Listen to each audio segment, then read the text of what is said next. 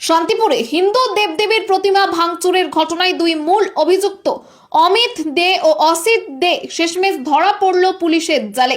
অভিযুক্তরা সম্পর্কে দুই ভাই। ওদের বাড়ি শান্তিপুর থানার অন্তর্গত সর্বনন্দীপাড়া এলাকায়।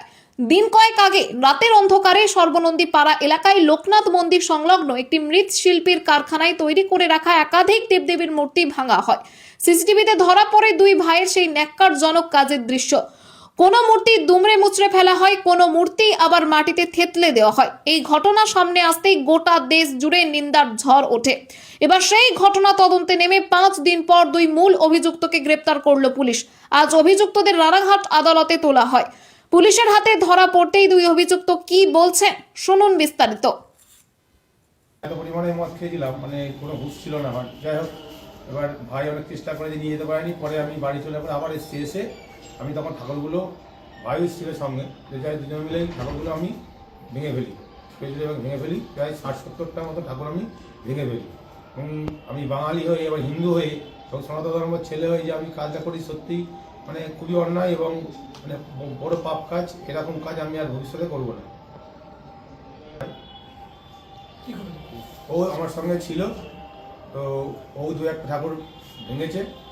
হ্যাঁ, আমরা দুজনে অন্যায় করেছি। ওর নাম কি? অমিত দে, ওর নাম অসিত দে। বাবার নাম? বাবার নাম ঈশ্বর গোবিন্দ দে। বাড়ি? বাড়ি চৌধুরী বেললেন, শান্তিপুর নদিয়া, লোকনাথ মন্দির।